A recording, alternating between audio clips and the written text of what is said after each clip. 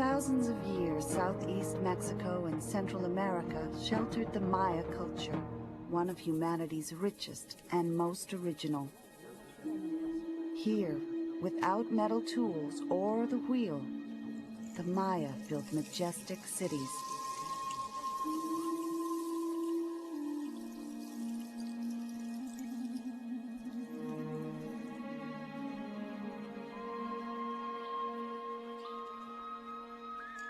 In nearby caves, descendants of the ancient Maya pray to the gods they have worshipped for more than 100 generations.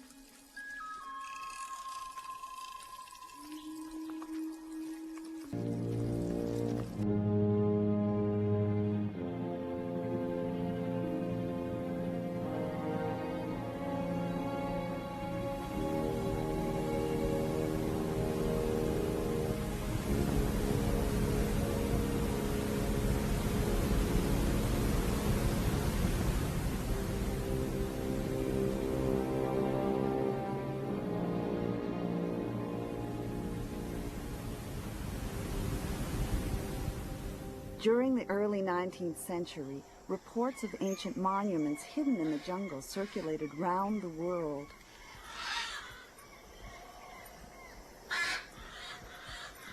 Explorers who occasionally came across these ruins tried to explain their mysterious presence with fantastic theories.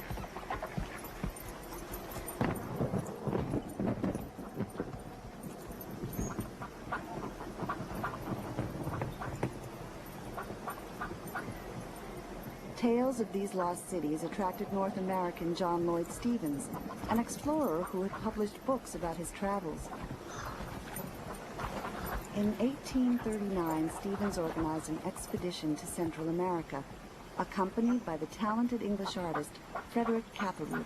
He recorded all the details of his explorations with great elegance.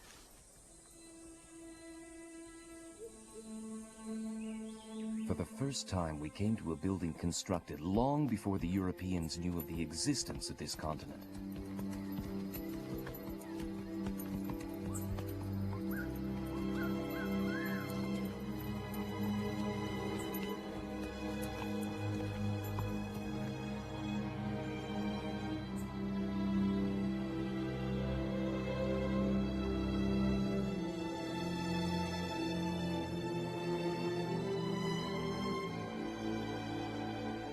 I was filled with amazement and admiration for the beauty and solidity of the architecture. Here was a true palace, with royal apartments surrounded by magnificent courtyards.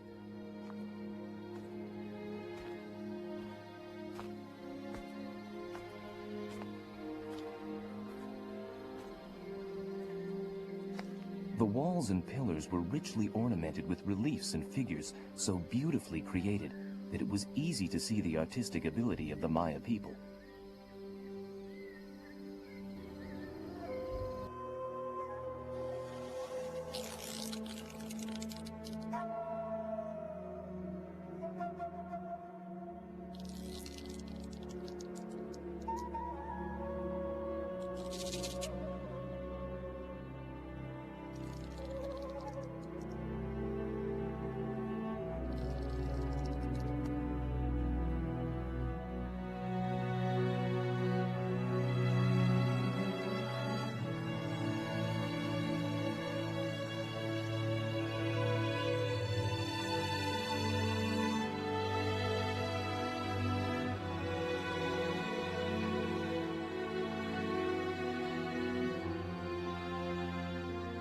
Most of the knowledge we have of ancient Maya life comes from the writings of a Franciscan, Diego de Landa, a monk who came to Yucatan in 1549.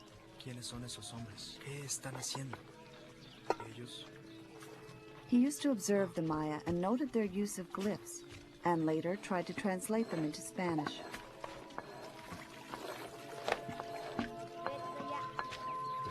In his writings, Landa established the base for deciphering the glyphs, which were a mixture of syllables and words.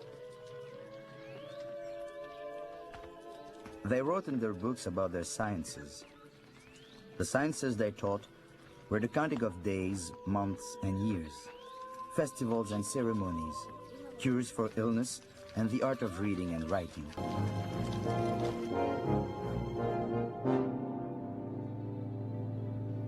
As the first glyphs were decoded, it was believed that all the texts were religious in nature, concerned with passage of time and the observation of the stars.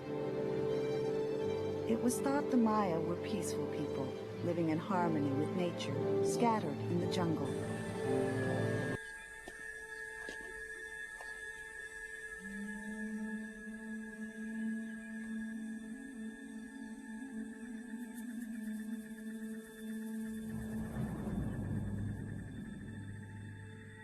As my eyes became accustomed to the dim lamplight, I saw that each room was painted with frescoes that showed a file of Maya chiefs in full regalia.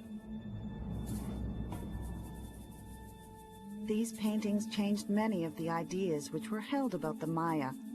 Never before had we seen scenes of battle, slavery, and torture, painted by the Maya themselves.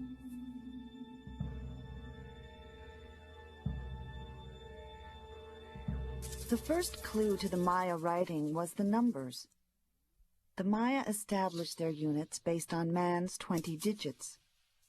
They were one of only 4 civilizations to develop the concept of zero. Numbers were put in different positions. Dots were worth 1. 1, 2, 3, 4, and 5 was a bar. 15 is 3 bars. 19 is 3 bars and 4 dots. 20 is 1 dot in the higher position with a shell for 0 below. A dot above with a dot below. The Maya were great mathematicians and astronomers. They calculated the length of the solar year with an error of only 23 seconds. The cycle of Venus with a margin of error of only 1 day in 6,000 years. Some of the buildings of Chichen Itza were so constructed as to mark the equinox and solstices.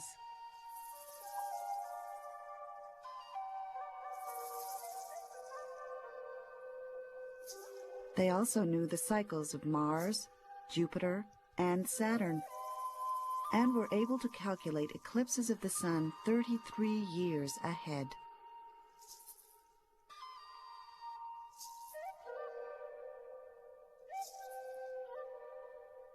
All this was recorded in their books, and fortunately on stone too. Y contrariamente a lo que se pensó por mucho tiempo, there are many sites which have been studied, and contrary to what was thought for a long time, these were not only ceremonial centers, but real cities, some enormous and densely populated.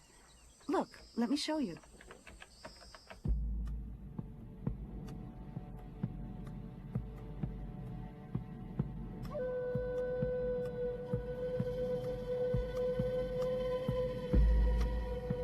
The Maya built many huge cities, some with populations of about 40,000 inhabitants, ruled by a supreme governor, the divine Ahau. The buildings were brilliantly colored and covered with symbols,